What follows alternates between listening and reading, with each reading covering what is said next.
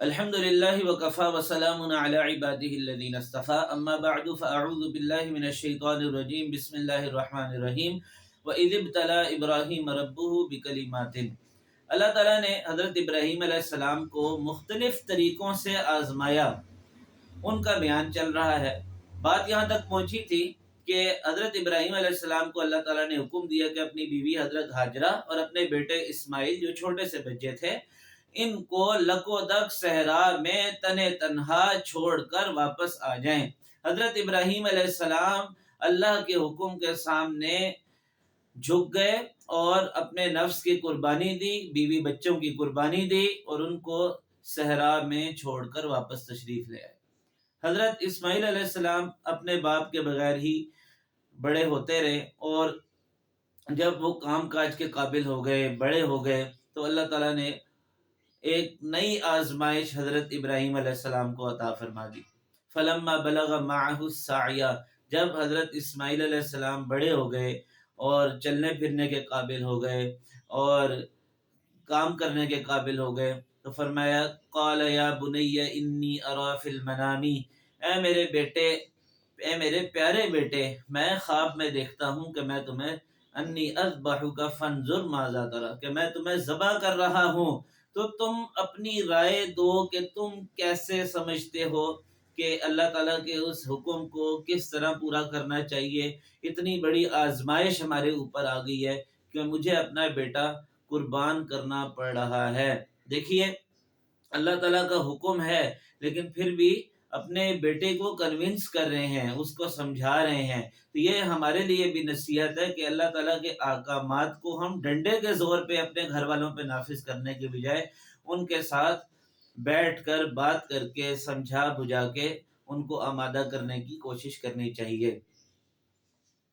تو حضرت اسماعیل علیہ السلام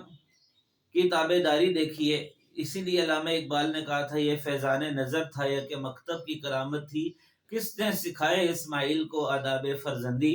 کہ کہنے لگے کہ ستجدنی انشاءاللہ من الصابرین، افعل ما تؤمر، آپ اللہ تعالیٰ نے جو آپ کو حکم دیا اس کو بجا لائیے، مجھے آپ صبر کرنے والوں میں سے پائیں گے۔ یہ دنیا امتحان گاہ ہے،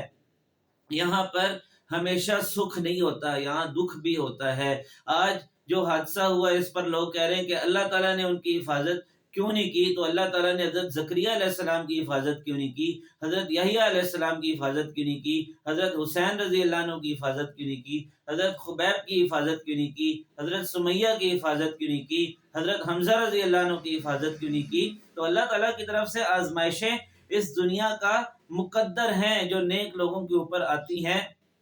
ان آزمائشوں کے بغیر انسان بلند درجات کو حاصل نہیں کر سکتا، اور اللہ تعالیٰ یہ فرما رہے ہیں وَلَا تَحْسَبَنَّ اللَّهَ غَافِلًا عَمَّا يَعْمَلُ الظَّالِمُونَ، اگر کوئی کسی کے اوپر ظلم کر رہا ہے تو یہ نہ سمجھو کہ اللہ تعالیٰ دیکھ نہیں رہا، لیکن دنیا سزا و جزا کی جگہ نہیں ہے۔ انما یؤخرهم لیوم، اللہ تعالیٰ تو ان کو قیامت تک کے دن تک مہلت عطا فرما رہے ہیں۔ جو دوست ہوتا ہے اس کی سرنجش بھی کی جاتی ہے، اس کو ڈانٹا بھی جاتا ہے، اس کو تنبیہ بھی کی جاتی ہے، جو پیارا ہوتا ہے اس کو ڈنڈے کے زور پہ بھی روک دیا جاتا ہے، لیکن جو دشمن ہوتا ہے اس کو مہلت دی جاتی ہے۔ تو اللہ تعالیٰ اپنے پیارے بندوں کے اوپر مختلف آزمائشیں لے کر آتے ہیں تاکہ وہ اللہ کے قریب ہو جائیں، اور ان آزمائشوں کی اوپر صبر کر کے اللہ تعالیٰ کا قرب حاصل کریں، اور جو دشمن ہے اللہ تعالیٰ کے اور مومنین کے، اللہ تعالیٰ ان کو مہلت دیتے رہتے ہیں۔ اللہ تعالیٰ سے دعا ہے کہ وہ ہمیں ان آزمائشوں میں مت ڈالیں جن کو ہم برداشت نہیں کر سکتے۔ اللہ تعالیٰ ہمارا مواخذہ نہ فرمائیں، ہمیں کسی عذاب میں مبتلا نہ فرمائیں، ہمارے گناہوں کو معاف فرمائیں، امت مسلمہ کے حال پر رحم فرمائیں، مسلمانوں کی اور اسلام کی مدد فرمائیں، اور مسلمانوں کو اور اسلام کو غالب و منصور فرمائیں۔ آمین۔